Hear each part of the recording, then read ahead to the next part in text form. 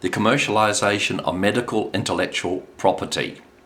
You know, I've developed quite a few US patents and developed a few projects, but it's a very difficult process, and I'd like to share some of my ideas and experiences with you. Some people have never done it. They very naively believe it's a great big pot of gold. Well, believe me, it isn't. So, it's very important to actually develop intellectual property that in the medical, biological area, or in science or internet, because this can add greatly to the wealth of countries. It accounts for a lot of the success of the US and many other countries. You know, innovation and risk-taking. They say this is a keystone to successful economies. Well, it applies very well in science and internet, but it actually has been a total disaster in this banking system, hasn't it? Where they innovated, took risks with people's money, lost it. Now people are out of jobs and out of their homes and on the street. So it doesn't apply to all areas of human activity. I hope what I'm telling you now will cut back a little bit on the aspects of the risk-taking behavior. Now, to develop a project, the first thing is the idea. Well, Americans say that ideas are cheap, and they are actually correct. Ideas are cheap. It's easy to come up with ideas. So you've got to work hard to come up with one decent idea, work on it, refine it. You may need to do some research on it, some scientific papers on it.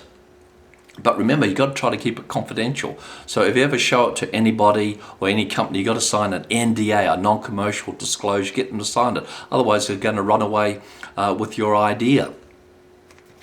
And second thing is, file a patent. Now, a provisional patent gives you protection initially for 12 months. You should get a lawyer to do it. Don't do it yourself, although it's a lot cheaper, because it's got to be done properly. Otherwise, people can challenge it and eventually steal it from you. Provisional patent. It's not that expensive, but after 12 months, that's when the costs really escalate. And that's when a lot of people, inventors, really run out of money and end up making almost nothing. You know, the guy who invented the mouse, well, it's just 50 years old now. He got no money for it. The guy invented polymerase chain reaction, PCR. He got $10,000 from it and it immediately sold off for millions. Yes, I know he got a Nobel Prize in chemistry, but he became quite disheartened with how he was ripped off. This is a common story. Probably about 5 to 10% of inventors actually make money out of it. So not really a pot of gold, is it?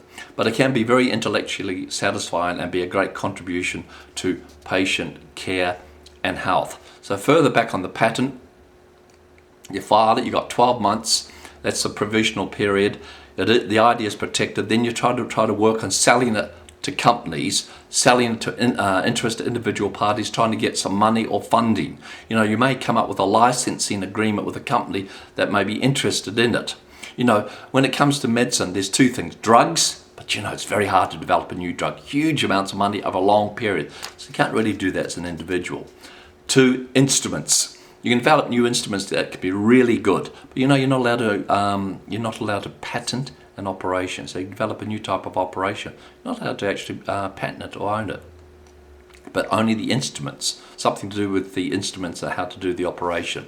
Now, the third step is commercialization. Now, this is the really hard part, because now you've got to get people prepared to put their own money into your project. They've got to believe in you. You've got to be committed and passionate about it.